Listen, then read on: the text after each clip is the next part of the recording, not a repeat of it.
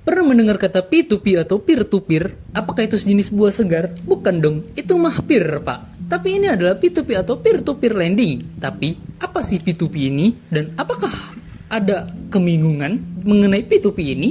Maka Anda sudah mengklik video yang tepat karena saya, Muhammad Syekif Hamam, akan menjelaskan kepada Anda mengenai itu semua.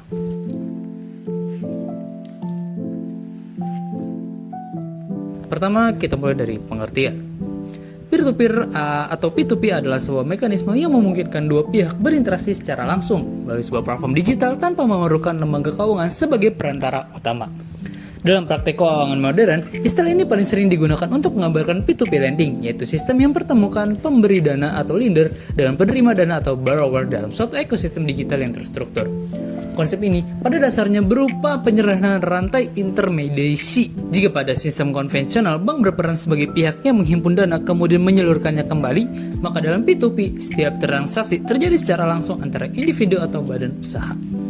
Platform hanya bertindak sebagai fasilitator, mulai dari penyediaan sistem verifikasi, menilai kelayakan kredit, mengelola informasi risiko, hingga mengatur alur administrasi pembayaran. Dengan pendekatan tersebut, P2P membuka akses lebih luas bagi masyarakat untuk mendapatkan pendanaan maupun melakukan penempatan dana secara lebih fleksibel. Analoginya seperti ini. Bayangkan sebuah pasar yang rapi dan terorganisasi. Di dalam pasar itu, orang yang ingin menjual barang dan orang yang ingin membeli bertemu secara langsung. Tapi, pengelola pasar tetap mengatur keamanan, kebersihan, dan mengatur mainnya pasar tersebut. P2P bekerja dengan prinsip yang sama, penjual sebagai pemberi dana, pembeli sebagai peminjam dana. Sedangkan platform berperan sebagai pengelola pasar yang memastikan transaksi berjalan aman dan tertib, tanpa harus ikut manual maupun membeli. Contoh nyatanya seperti seorang pemilik kedai kopi kecil membutuhkan tambahan modal sebanyak 7 juta untuk membeli mesin grinder baru. Ia sulit mengajukan pinjaman ke bank karena tidak memiliki agunan. Melalui platform P2P, ia mengajukan pembiayaan dan dinilai layak berdasarkan catatan transaksi di kedainya. Seorang investor individu yang memiliki dana ideal memilih untuk mendanai kebutuhan tersebut karena melihat potensi usaha yang berkembang. Setelah dana diberikan, pemilik kedai mengasur setiap bulan, sementara investor menerima pengembalian disertai imbalan hasil sesuai tingkatan risiko. Di sini, hubungan pendanaan terjadi langsung antara investor dan pemilik kedai, sementara platform hanya mengatur pola prosesnya.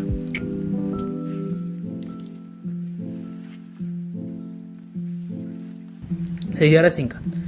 Kemunculan P2P berakar dari perubahan besar dalam landscape keuangan global pada awal 2000-an, ketika teknologi internet mulai berkembang pesat dan mendorong munculnya model bisnis baru yang memanfaatkan koneksi digital sebagai sarana transaksi. Pada periode tersebut, banyak negara menghadapi kondisi di mana masyarakat, terutama kelompok berpenghasilan menengah ke bawah dan pelaku usaha kecil, mengalami kesulitan memperoleh pembiayaan dari perbankan. Bank menerapkan standar kredit yang ketat, termasuk syarat agunan dan riwayat keuangan yang manapun, sehingga banyak pengajuan ditolak meski kebutuhan modal mereka itu nyata adanya. Dalam situasi itu, muncul pemikiran bahwa internet dapat digunakan untuk menghubungkan masyarakat secara langsung, tanpa harus bergantung sepenuhnya pada lembaga keuangan yang tradisional. Ide ini kemudian melahirkan konsep peer-to-peer lending, di mana pemilik dana dapat memberikan pinjaman secara langsung kepada pihak yang membutuhkan melalui platform digital yang bertindak sebagai fasilitator. Gagasan tersebut pertama kali diwujudkan secara nyata oleh Zopa di Inggris pada tahun 2005, yang dianggap sebagai pionir P2P modern. Zopa memperkenalkan model pasar digital yang mempertemukan pemberi dana dan peminjam dana dalam sebuah ekosistem yang transparan, cepat, dan juga tidak berbelit-belit. Kesuksesan Zopa memicu lahir platform serupa di berbagai negara seperti Prosper dan Lending Club di Amerika Serikat. Mereka berkembang pesat karena menawarkan sesuatu yang tidak dapat ditawarkan oleh bank pada masa itu, fleksibilitas, akses cepat, dan peluang imbal hasil yang lebih menarik. Pada sisi peminjam, P2P menjadi pintu masuk baru bagi individu maupun UMKM yang selama ini tidak terjangkau sistem kredit tradisional. Sementara bagi pemberi dana, platform ini memberikan sarana investasi alternatif di luar perbankan dengan resiko dan imbalan hasil yang lebih variatif. Pertumbuhan cepat P2P pada akhir menjadi bagian dari gelombang besar fintech global, sebuah gerakan yang mengubah cara masyarakat berinteraksi dengan layanan keuangan. Dari sinilah model P2P terus berkembang, berevolusi, dan pada akhirnya menyebar ke banyak negara termasuk Indonesia yang kemudian membangun ekosistem P2P lokal sesuai karakteristik dan kebutuhan dari masyarakat. Masuknya P2P ke Indonesia tidak terjadi secara tiba-tiba. Ia merupakan bagian dari perubahan besar dalam ekonomi digital nasional yang mulai terlihat kuat sejak 2014 hingga 2016. Pada periode tersebut, Indonesia mengalami pertumbuhan signifikan dalam penggunaan internet, smartphone, dan aktivitas transaksi secara digital. Muncul e-commerce, layanan transportasi online, serta aplikasi pembayaran menjadi fondasi awal bagi perkembangan teknologi finansial atau fintech itu sendiri.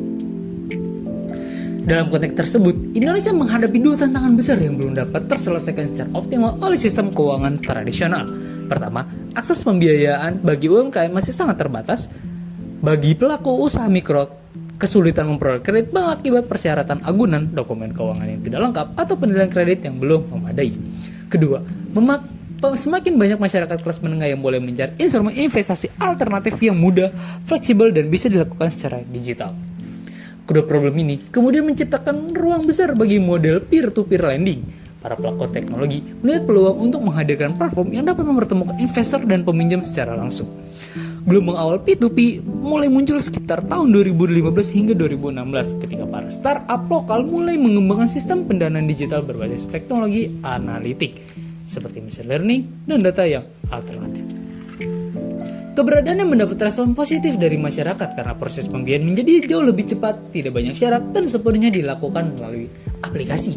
Melihat pertumbuhan ini, pemerintah menyadari perlunya kerangka regulasi yang jelas agar inovasi bisa berkembang tanpa mengorbankan keamanan dari konsumen.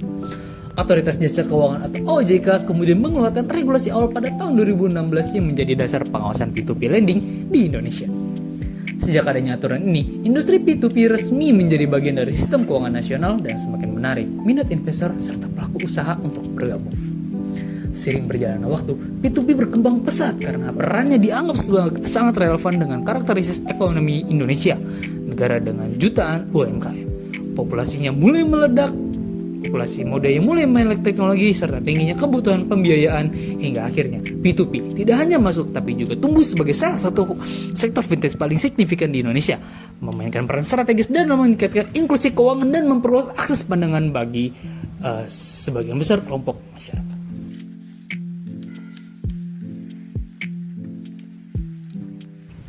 Bagaimana sih cara kerja dari P2P? Cara kerja P2P pada dasarnya berangkat dari gagasan bahwa proses peminjaman tidak harus selalu melewati lembaga keuangan besar seperti bank. Sistem ini membangun sebuah ruang digital di mana individu yang memiliki dana dapat langsung terhubung dengan individu yang membutuhkan sebuah modal. Di balik layar, proses tersebut berlangsung melalui platform fintech yang berfungsi sebagai jembatan sekaligus pengelola risiko. Ketika seorang peminjam mengajukan kebutuhan dana, platform akan terlebih dahulu melakukan verifikasi identitas serta penilaian kelayakan seperti rekam transaksi, kemampuan bayar, dan juga profil keuangan. Tapi ini penting agar pemberi pinjam memiliki gambaran objektif mengenai risiko dan calon peminjam. Setelah proses penilaian selesai, sistem pengelompokan peminjam berdasarkan tingkat risiko, biasanya dalam bentuk kategori seperti grade A, B, hingga risiko lebih tinggi.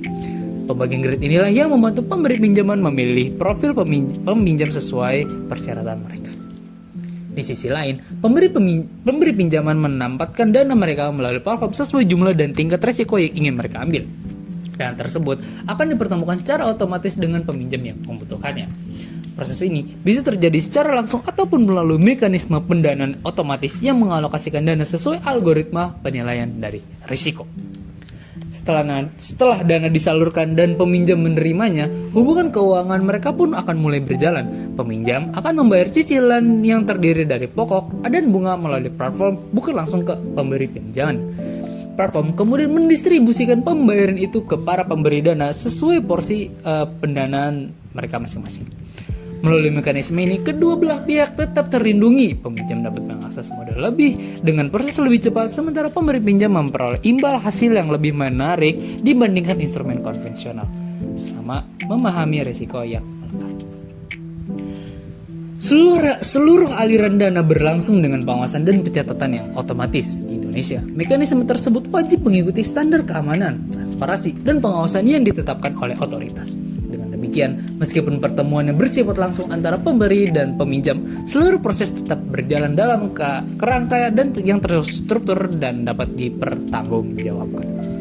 Selanjutnya, kita akan mereview aplikasi daripada P2P ini dari Amarta Fin. Let's go.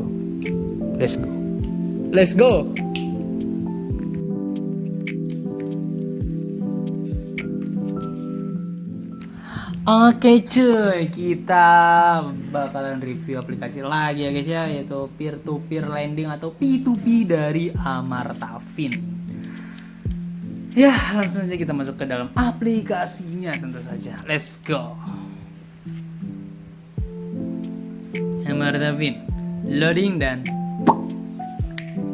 boom, masuk ke dalam aplikasinya coy. Ya, pada tampilan awal seperti kebanyakan vintage lokal pada umumnya bakalan nampilin promo-promo. Enggak sih, enggak lokal doang, platform vintage lain luar maksudnya tuh juga bakalan ada promo-promo sih. Aduh, enggak. Nah, oke. Ya, langsung saja di atas ini kita pada tampilan home screen bakalan apa ini? Cara pakai Amarta Fin. Karena saya masih awal juga dalam menggunakan Amarta Fin, jadi bakalan masih ada tutorial lah dari mereka gitu. Di sini ada pocket yang itu adalah saldo saya gitu kan. Ya, tapi saya di sini tidak gunakan karena karena saya tidak menggunakan platform ini karena saya tidak butuh pinjol dan kebetulan saya juga tidak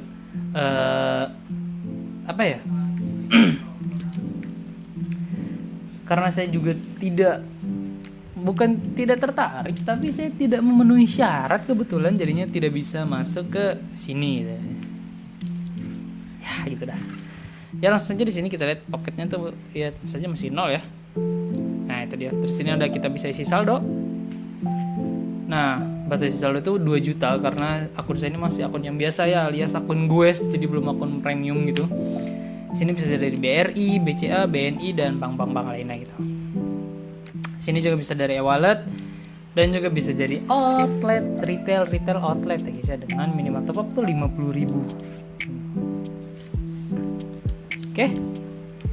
Di sini juga ada isi e-wallet itu yang tadi ya, tuh kan harus lengkapi dan segala macam. Nah, ini kita bisa beli produk PLN gitu kan, kita bisa token PLN dan juga bisa bayar tagihan PLN gitu. Kalau misalkan kalian menggunakan yang prabayar. Ya sama aja lah, kayak mau beli padung token tuh kita ini bla bla bla. Kalau misalkan mau beli tagihan, bayar tagihan juga tinggal isi aja nomor meteran bla bla bla gitu. Ya sama aja kayak kalian mau bayar gitu ya.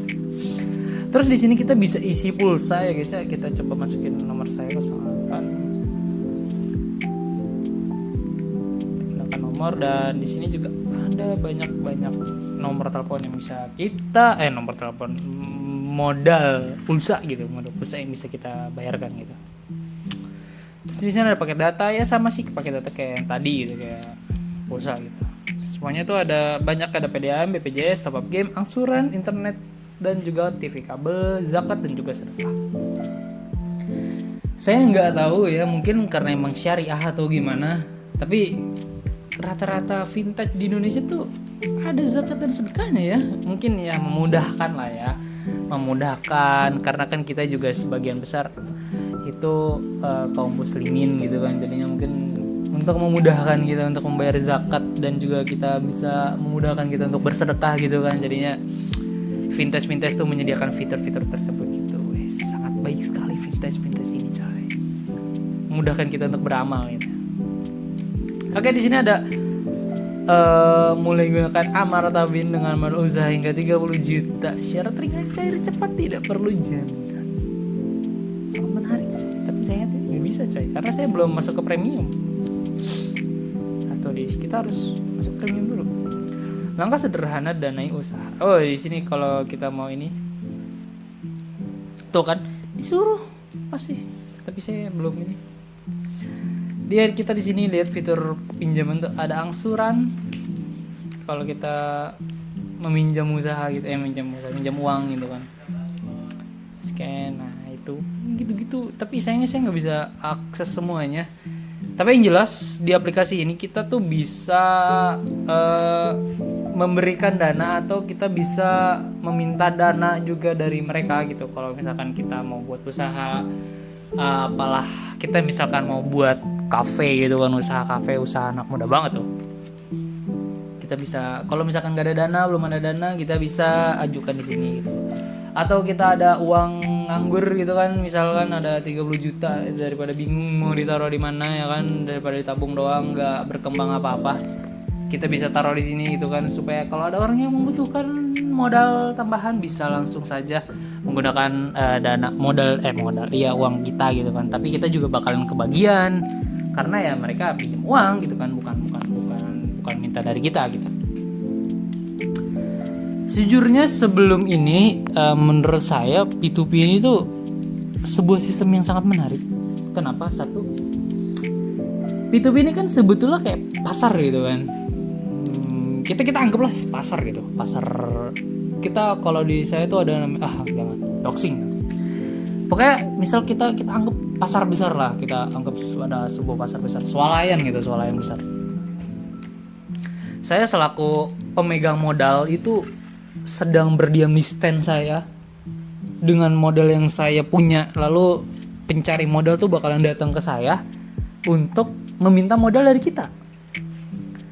Kalau secara konvensional itu akan worry, kita tuh sebagai pemberi modal bakalan worry karena kita nih nggak tahu nih orang siapa kan gitu. Kita nggak tahu nih orang siapa, kita nggak tahu nih orang latar belakangnya kayak gimana. Masa ujuk-ujuk dia datang ke kita minta modal ke kita kasih gitu kan, kita nggak bisa kayak gitu. Makanya P2P ini tuh cukup sangat amat membantu gitu. Karena jujur pada awalnya tuh saya ngira P2P ini tuh malah pasar biasa e-commerce yang di online kan atau diberikan platform vintage. Tapi ternyata P2P ini bukan e-commerce tapi vintage, karena yaitu dia tuh ada di sektor pinjam meminjamkan uang gitu. Tapi sebenarnya P2P ini bisa dikembangkan secara lebih luas lagi. Menurut saya. Tapi itu awal yang saya pikirkan, P2P ini bisa dikembangkan secara lebih luas lagi. Ternyata konsep P2P ini tuh hampir sama dengan yang namanya e-commerce gitu. Jadi ada penjual dan juga pembeli, platform hanya jadi aplikasi hanya sebagai platform untuk bisa mempertemukan mereka berdua gitu, antara penjual dan juga pembeli. Jadi awalnya saya kira ini tuh bakal jadi terobosan baru, tapi ternyata tidak guys. Beda konsep gitu, beda konteks, beda konsep. P2P apa, e-commerce itu apa. Karena awalnya saya kira tuh itemku, kalau kalian tahu itemku itu menurut saya itu P2P, karena ada penjual yang menjualkan barang mereka dan ada pembeli yang ingin membeli barang mereka gitu. Tapi ternyata setelah saya pikir-pikir itu masuknya e-commerce nggak sih? Dan awalnya saya bakalan mengira akan menemukan sebuah temuan baru gitu, tapi ternyata cuman beda konteks dan beda konsep aja. Tapi mungkin kalau misalkan kita ada konsep-konsep tentang vintage baru, mungkin bisa masuk ke P2P juga, atau beda dari P2P juga, Ban. Menarik sih. Tapi ya, itulah. Dan ya mungkin cukup sekian aja, karena saya juga bingung mau review apa lagi, karena ya saya belum upgrade. Karena saya jujur takut mau upgrade tuh sekarang lagi sering banget di teror pinjol, tahu nggak sih? Di teror ada kami, di teror apa itu easy cash. Makanya agak sedikit worry kalau misalkan mau masuk ke premiumnya, karena ya itu worry banget, takut banget sumpah. Hampir setiap minggu tuh pasti diteleponin sama pinjol, nggak tahu mereka tuh data saya dari mana tuh, aneh banget pinjol. Dan ya jadi curhat, tapi inilah, kita langsung saja masuk ke dalam kesimpulan. Let's go.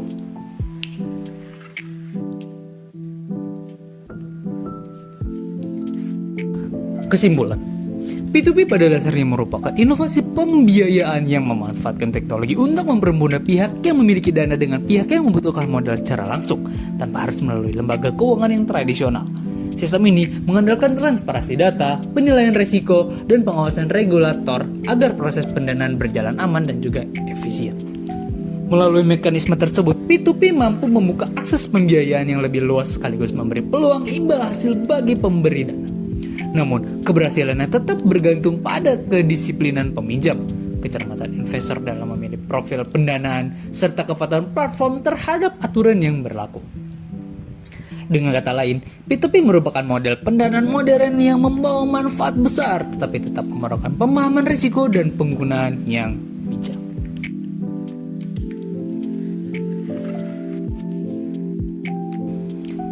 Sebagai penutup, itulah penjelasan saya mengenai P2P atau peer-to-peer lending yang ternyata gak ada hubungannya sama sekali dengan gua, coy. Saya Muhammad Sekia Fahma, seseorang yang masih belajar dan ingin terus berkembang, dan jika ada salah kata dan kurang saya dalam menjelaskan. Ya, saya minta maaf kalau misalkan ada kekurangan saya dalam menjelaskan. Ya, terima kasih sudah menonton dan nos famous.